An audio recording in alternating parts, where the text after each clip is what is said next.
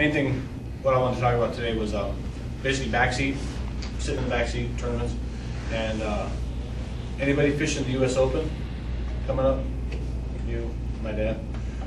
That's kind of one of the things I wanted to talk about. If anybody was coming in fishing the U.S. Open, kind of get ready for that, because it's a pretty big tournament and it's a pretty brutal tournament. 3 days out on Lake Mead, middle of the day, 120 degrees, so it can eat you up. But I just wanted to talk about backseating and getting ready, being prepared for it.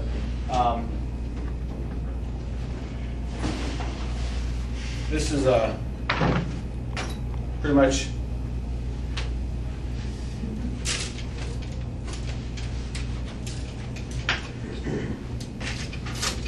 everything I own for fishing in a tournament. This one's set up for Lake Mead, basically. At your best. Definitely need a towel. Soak it in water. Swamp cooler effect when you're running down the lake. Keep your seat cool.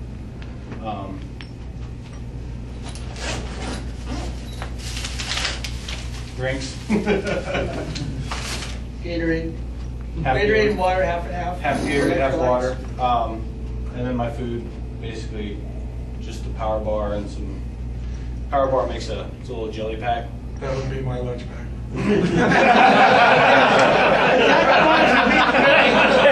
That would be a first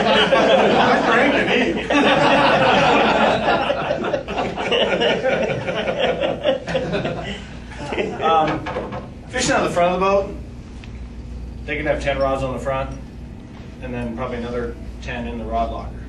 So that's the benefit of being in the front of the boat. Being on the back of the boat, you're a little bit limited.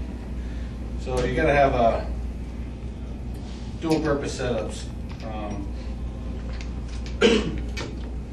Like for me, this one I got a Texas rig worm with a bobber stopper, keeping it off about that far. If on that day I'm fishing with a guy and he's drop shotting all day, I can snip this off, tie on a drop shot, and I can drop shot with that rod.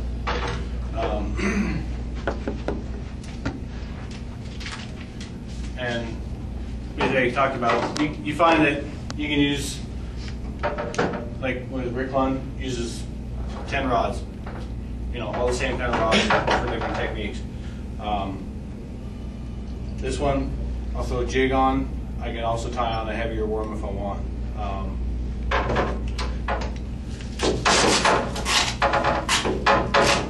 This one I got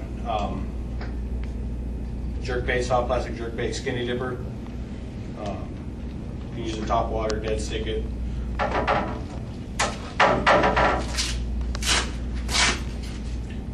This is my crankbait rod, but I'll have a spinnerbait on.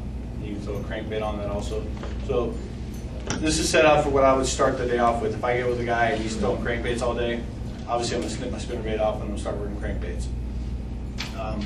Depending on the type of tournament you're fishing in, one bass, it's a shared weight, so you guys are partners. And you want to work together. You're trying to catch fish. You're sharing the weight. Tournaments like FLW, you're separate, and they have specific rules. Like you can't cast forward of the console. You can't be up on the front deck. You have to stay in the back, and sometimes you'll get what they call getting backseated, where the guy's fishing his water, and he will not allow you to get in close. So you got to find your own way home. So you start looking for different types of structure and different ways of catching fish. But like I said, with one bass, it's a shared weight, so you kind of do the same thing. If you're fishing with a guy who doesn't really know what he's doing, try your own thing. Last year at the U.S. Open, I was fishing out the back. The guy was throwing a crankbait in the narrows, and I was doing drop shot and jig. So every time we'd come into the mouth of a cove, I'd be drop shotting on the points. And then we get back to the cove, I was throwing a jig. He wasn't doing too good on crankbaits, catching little dinks and everything, and I caught a couple drop shot and a couple on my jig. So you just kind of mix it up. But if the guy's hammering it on drop shot, obviously you're going to go to the drop shot, and you're going to try and emulate what he's doing. But if it's hit or miss, try different things, especially if you're sharing weight. If he's not onto something, you try and get on something. My day 2 partner last year at the Open didn't catch a single fish all day. I caught all the fish. I got 7 pounds fishing Texas rig worm. About halfway through the day, pro turns around and asks me, "What are you throwing?" Took a half a day to do that? He was stubborn. He was stubborn. Was he coming from California? Yeah. Northern California. Yeah. Boy. So if they're onto it, try and emulate what they're doing. If they're not, be prepared. You don't even have to really, with the advent of the internet, you don't even have to pre-fish an area. There's tons of information out there. You can read forums. What I try to do is I'll go back a year for that same time period. So if it's tournament in January, I'll go back a year and I'll look at forums and see what just the weekend anglers doing, catching fish on this and that and this and that. Typically, it's going to be pretty much the same. You can get topographical maps. Look at the map, see what the structure's like. You can get pictures of the lakes, see what the shoreline, what the structure looks like. You can prepare that way if you know how to, if you have various techniques. And that's one thing you have to be versed in a lot of fishing techniques. Because one day you may be crankbaiting, one day you may be drop shotting, one day you may be doing this. And if you don't know how to do all the items, you're going to be stuck in the back of the boat lost. I personally don't like to just sit there and just drag something behind. I power fish. And one thing I found on Lake Mead, and a lot of clear lakes here, Roosevelt, Pleasant probably be good. Fish will be shallow, even in the middle of the day. What you want to look for is, and there has to be some type of structure on the shoreline. Last year, I don't think I caught a fish deeper than 12 feet. The last day we caught almost 12 pounds, less than 5 feet of water. But it was all like grassy flats. So you gotta target. One thing I key in on is shadows. Like if you're just working the shoreline and you see like a rock or stump or stick or anything, if there's a little bit of a shadow in the water, target that. If you're going a jig or a worm, target those spots. Like I said, you can cover half a mile and just hit spots, and that's what you key in on, and the fish will be there. I mean, I caught a fish on a rock about this big, created a little bit of a shadow, threw my jig up there. Next thing you know, my line's going like that. Set the hook.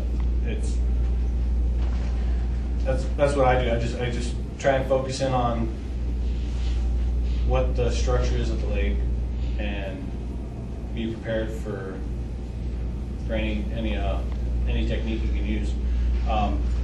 In this bag, I have everything. I have finesse worms, soft plastic swim baits, craw trailers, spinner baits, more craw trailers. I like jig fishing. I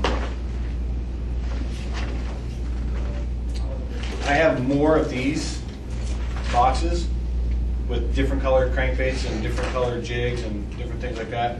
Once I find out what predominantly I'm going to be using, I'll only bring the items that I need as far as jigs, and then I have all my accessory items for all that stuff. So here, crankbaits, predominantly shad colors or whites. And I have my weight box and my hook box. On the side pocket, other side.